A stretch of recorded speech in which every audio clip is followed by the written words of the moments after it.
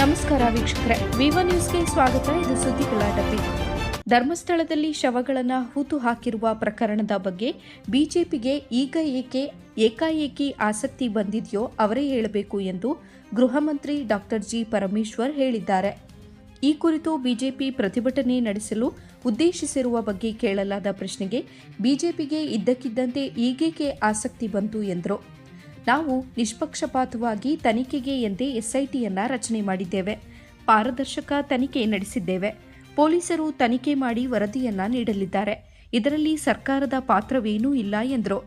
ಈ ವಿಚಾರದಲ್ಲಿ ಯಾರಾದರೂ ದೂರು ನೀಡುವವರಿದ್ದರೆ ಸ್ಥಳೀಯ ಪೊಲೀಸರಿಗೆ ನೀಡಬಹುದು ಎಂದರು. ವಿ1 ನ್ಯೂಸ್ ಕನ್ನಡ. ಅದರ ಸೀರಿಯಸ್ನೆಸ್, ಅದರ ವೆರಾಸಿಟಿ, ಅದನ್ನ ಅವರು ತೀರ್ಮಾನ ಮಾಡ್ತಾರೆ. ಯಾಕಂದ್ರೆ ಅವರಿಗೆ ಗೊತ್ತಾಗ್ತದೆ, ಹೌದು ಇದರಲ್ಲಿ ಸತ್ಯ ಇದೆ, ಅಸತ್ಯ ಇದೆ, ಅಥವಾ ಬೇಕಂತ ಹೇಳ್ತಾ ಇದ್ದಾರೆ, ಅಥವಾ ನಮ್ಮಲ್ಲಿ ದಿಕ್ತಪ್ಸೋಕೆ ಹೇಳ್ತಿದ್ದಾರೆ, ಏನಾದ್ರು ಅದೆಲ್ಲ ನಾನು ಇಲ್ಲಿ ಕೂತ್ಕೊಂಡು ಹೇಳಕ್ಕ ಅಲ್ಲಿ ತೀರ್ಮಾನ ಮಾಡ್ತಾರೆ. ಈಗ ಅನನ್ಯ ಭಟ್ ಕೇಸಲ್ಲಿ ಸರ್, ಅನನ್ಯ ಭಟ್ ಅನ್ನೋ ಕ್ಯಾರೆಕ್ಟರೇ ಇಲ್ಲ.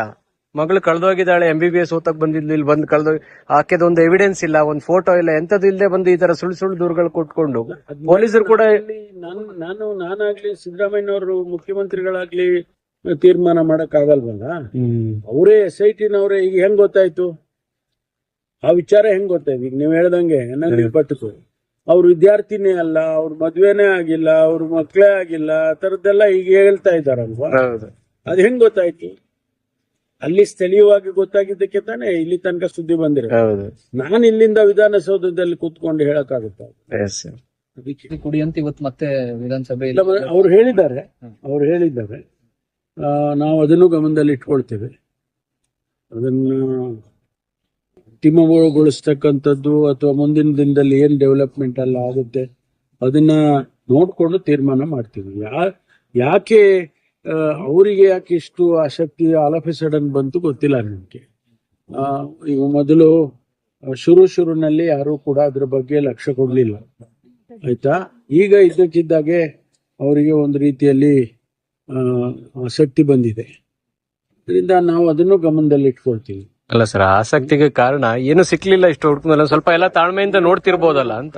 ಗೊತ್ತಿಲ್ಲ ನನಗೆ. ಆದ್ರೆ ಈಗ ಇದ್ದಕ್ಕಿದ್ದಾಗೆ ಅವರಿಗೆ ಬಹುಶಃ ಸದನದಲ್ಲಿ ಪ್ರಸ್ತಾಪ ಮಾಡಬೇಕು ಅಂತ ಇರ್ಬೋದು. ಯಾಕೆಂದ್ರೆ ಸ್ವಲ್ಪ ಸದನದಲ್ಲಿ ಆಗಿದ್ರೆ ಸರ್ಕಾರ ಗಮನಿಸುತ್ತೆ ಅಂತ ಹೇಳಿ ಇರ್ಬೋದು ಅನ್ನೋ ಗೊತ್ತಿಲ್ಲ. ಅದನ್ನೆಲ್ಲ ನಾವು ಗಮನದಲ್ಲಿ ಇಟ್ಕೊಂಡೇನೆ ಸರ್ಕಾರ ತೀರ್ಮಾನ ಮಾಡುತ್ತೆ. ಸರ್, ಈಗ ಸತ್ಯಾಸತ್ಯತೆ ತಿಳಿಬೇಕು ಅನ್ನೋ ಕಾರಣಕ್ಕಾಗಿ SIT ಮಾಡಿದ್ ಸರ್ಕಾರ. ಸೊ ಈಗ 15 ಆಯ್ತು, 17ನೇ ಗುಂಡಿ ಕೂಡ ಈಗ ಆಗಿದ್ದಾರೆ, ಅಲ್ಲೂ ಏನು ಸಿಗ್ತಾ ಇಲ್ಲ. ಇದನ್ನ ಇನ್ನೂ ಎಷ್ಟು ಮುಂದುವರಿಸುತ್ತಾರೆ ಅನ್ನೋ ಪ್ರಶ್ನೆಗಳು ಸಹಜವಾಗಿ ಎದ್ದಿದ್ದಾವೆ. ಇದಕ್ಕೆ ನಾವು ಕಾಲಮಿತಿಯನ್ನ ನಿಗದಿ ಮಾಡಿರ್ಲಿಲ್ಲ. 1 ತಿಂಗಳಲ್ಲೇ ಆಗ್ಬೇಕು, 15 ದಿವಸದಲ್ಲಿ ಆಗ್ಬೇಕು ಅಂತ ಆ ರೀತಿ ಇಲ್ಲ. ಅಲ್ಲಿ ಸಾಕ್ಷ್ಯಾಧಾರಗಳು ಬಂದಂತ ಸಂದರ್ಭದಲ್ಲಿ ಅದನ್ನ ಪರಿಶೀಲನೆ ಮಾಡಬೇಕು ಅನ್ನೋ ಕಾರಣಕ್ಕೆ ಅವ್ರು ಹೇಳಿದಂತೆನೆ ನಾವು ಮಾಡಿದ್ದೇವೆ. ಉದ್ದೇಶ ನಾಳೆ ಸರ್ಕಾರಕ್ಕೆ ಏನ್ ಹೇಳ್ತಾ ಇದ್ರು, ಒಂದು ವೇಳೆ ನಾವು ಆಗಿದೆ ಇದ್ರೆ ಯಾಕಾಗಿರ್ಲಿಲ್ಲ? ಅಲ್ಲಿತ್ತು, ನಾನೇ ನೋಡಿದ್ದೆ, ಅವನು ಹೇಳ್ದಲ್ಲ, ನಾನೇ ಉಣಿದ್ದೆ ಹಾಗೆ ಅಂತ ಹೇಳಿದ್ದ ಅವನು.